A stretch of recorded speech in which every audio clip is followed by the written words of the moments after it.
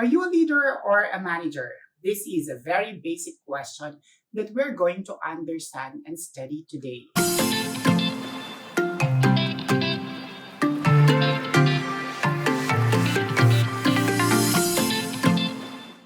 I'm going to differentiate between leadership and management. But the question is, are you passive or very aggressive at work? Are you too soft or too tough? Do you compromise too much at work or you don't really compromise? I'm talking about influence authority strategy at work. Why did I say that? Because we're going to explore the difference between leadership as an influence relationship and management as an authority relationship. We've been hearing the term leadership and management, but the question is, do you look at yourself more of a leader or a manager? Because I've seen so many people, managers in the organization, who are good at leading their people, but also good at managing their people.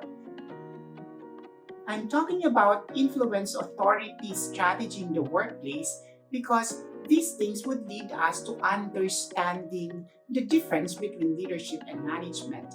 And to be honest, I've seen in many organizations where leaders are very good at leading people, but they are not really that good in managing the task. But there are also those managers who are very good in managing the task, but are not really good in leading people. So when do you use your leadership hat and when do you use your management hat? I think as leaders and managers, you have to be very careful in understanding the real context of your organization. Because there are some cases that what we need in the situation is not a leader, but a manager.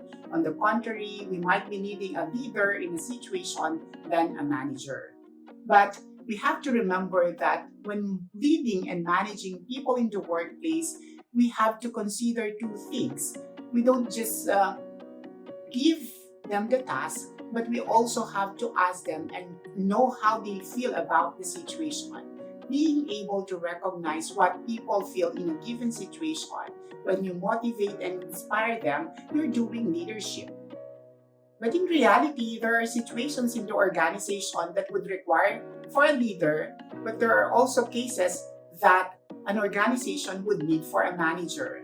Why does it happen and when does it happen? As I've said earlier, when we talk of leadership, we are focused more on strategic change. What's the vision of the organization? How do you translate that vision, cascade it to your people, and then translate it and implement it? So you see the alignment between what the vision is and how people work together to achieve that vision.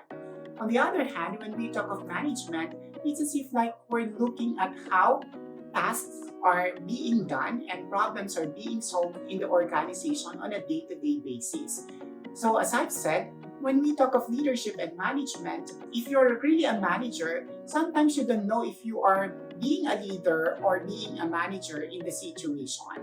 But honestly, the challenge for many leaders or managers today is really to strike a balance or know when to use the leadership hat to lead people and when to use the management hat to manage people and the task at hand.